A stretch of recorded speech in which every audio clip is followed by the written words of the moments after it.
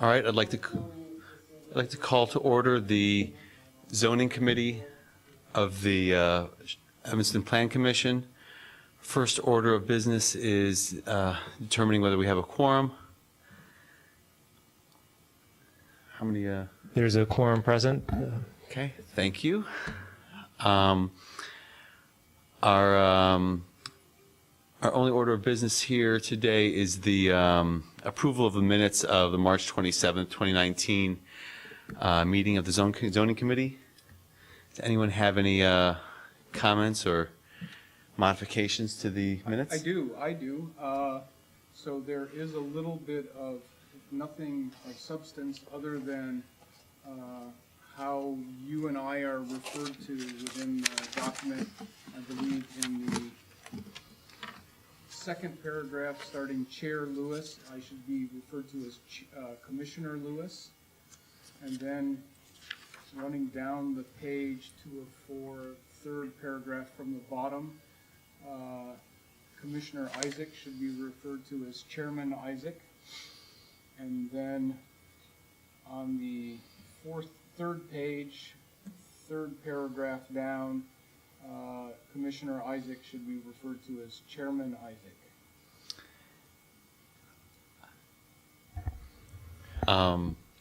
I would agree with those changes.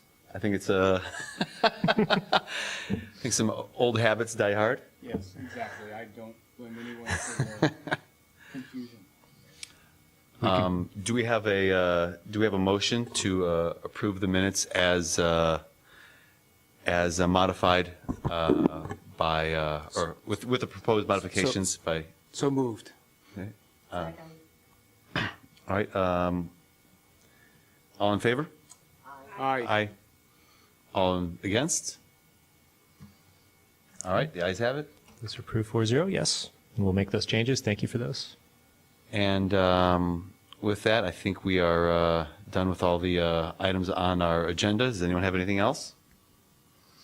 Do we have a... Motion to adjourn. Any seconds? Second. Okay. All in favor? Aye. All against? All right. The ayes have it. We are adjourned. Okay, we're good.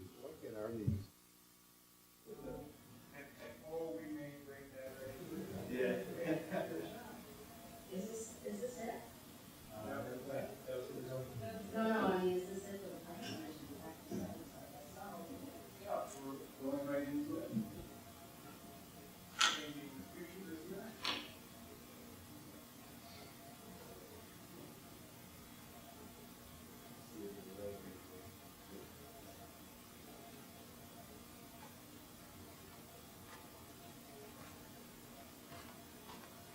Is this the plan commission?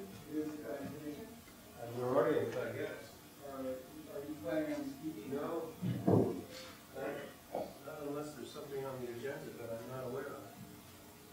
Do you have anything out there? Oh, Right there. take a quick look. All right. I call to order the Wednesday, April 10th meeting, 2019 meeting of the Evanston Planning Commission. The first item on the agenda is the declaration of quorum. There is a quorum present with 5 members. All right, thank you. All right, the first order of business is approval of the meeting minutes of the March 13th meeting of 2019. Are there any comments, changes, amendments to this document? Oh, sorry. There we go. Thank you. None? Do I have a motion?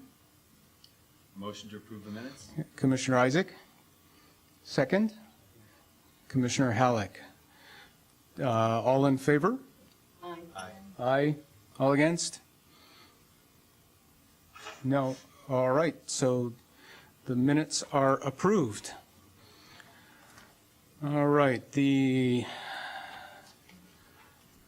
main item on the agenda is a text amendment to the inclusionary housing ordinance bonuses.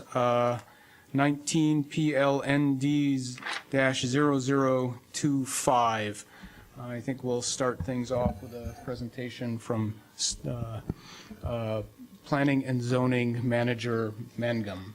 Yes, thank you, Chair Lewis. And just a brief announcement for anyone who may be in attendance or watching that was expecting the combined meeting of the Plan Commission and Zoning Board, and then later the Zoning Board of Appeals meeting this evening. Those two meetings have been canceled.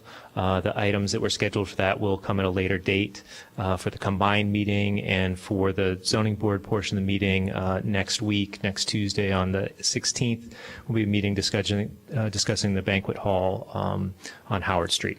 So just for clarification there. And on to the business this evening. As mentioned, this is a text amendment to the zoning ordinance.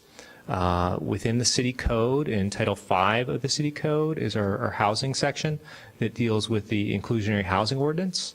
And late last year, the city council approved a new inclusionary housing ordinance on November 29th that went into effect January 1st of this year.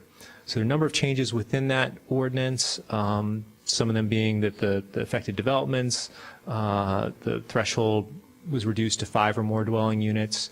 The fee in lieu changed and was increased on that. And then notably for the zoning ordinance portion that we're talking about this evening, the development incentives were changed for that as well, for projects that comply with either 5% on-site for most projects, or 10% on-site if there's some sort of public financing involved. The table here is included in the inclusionary housing ordinance as far as incentives for developments. And then consequently, there's also a table for projects that have 10% on-site or 20% on-site with public financing. So greater incentives if a development complies with providing the full amount of affordable housing requirements on-site versus doing a fee in lieu. So this is already, policy changes have already been agreed upon. There was a subcommittee that took a look at this, and then ultimately the city council approved the ordinance and made those changes. So the Plan Commission's role this evening, and then finally some incentives regarding parking requirements for developments, affordable developments. So Plan Commission's role is to change the zoning ordinance for the areas where these incentive bonuses show up.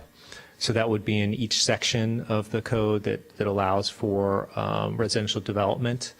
So it'd be revising our inclusionary housing bonus sections for all those districts and basically adding that density bonus chart to the specific districts.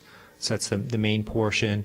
And then also there was a change in the inclusionary housing ordinance, sort of procedural incentive for developers if they provide all the required units on site, and they were seeking to exceed the maximum development allowances for a planned development. At that point, city council approval would only be required with a majority, whereas currently a supermajority is required in order to exceed that those maximum development thresholds. So those are the changes that are being made to the zoning ordinance. Including your packet was the table and kind of where that would go in, or an example of where it would go in. And then included on the screen here is just the phrase that would be added at the end of the section that deals with the supermajority, stating except where a majority vote is allowed per section 5713 of the city code. So again, these are kind of a summary of the changes, and Plan Commission's role this evening is not to discuss the merit of those changes or the policy of the changes, but just to make a recommendation on the text amendment to the City Council about incorporating those changes into the text of the zoning ordinance. So that concludes a summary of the presentation, and we do have the standards for text amendments here as well. Okay, very good. Thank you. So since we do not have public that wishes to comment, we'll dispense with the public comment portion and go right to questions from the commissioner. So I just want to reiterate in a question that we're not debating the validity of the ordinance or how it's voted upon by the city council or anything, just whether the content of the modified Title V should be brought into the Title VI zoning ordinance and incorporated, and whether the changes that are here reflect the changes of the inclusionary housing ordinance in Title V, correct? That is correct, Chair Lewis. Thank you. So are there any questions or comments from the commissioners? Seems pretty straightforward. All right, I agree. So is that all the discussion? Does anyone want to make a motion? May I ask a question? Yes, of course. I assume this is based on a staff recommendation about these bonuses? No, so my understanding, and please correct me if I'm wrong, is that City Council approved the changes to the housing ordinance. And we are only here to say, should the changes in Title V, which is the section that talks about that, should be also reflected within the zoning ordinance. And so the two sections of the code read together. Okay. It's not to change anything in the IHO? We are not changing anything, just saying, should the paperwork align and do that. Basically, it's a procedural issue, so.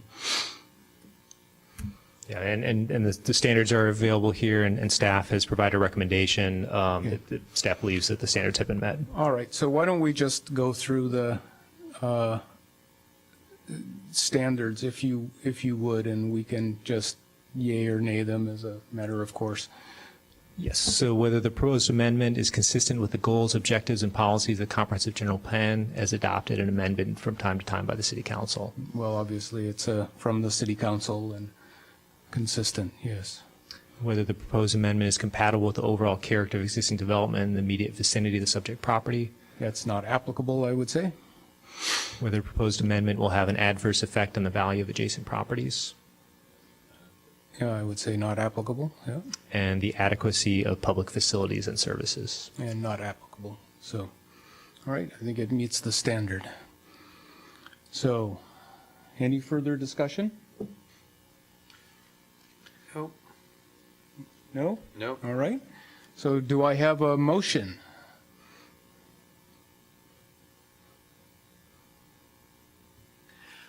I move to approve the changes to the zoning ordinance as recommended by staff.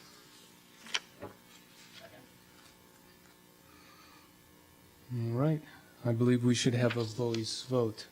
Yes, we can do that. Commissioner Draper, Yay. Commissioner Dubin, Aye. Commissioner Halleck, Commissioner Isaac, Aye. Commissioner Pagozzi, and Chair Lewis. Yes. The motion passes 6-0. All right.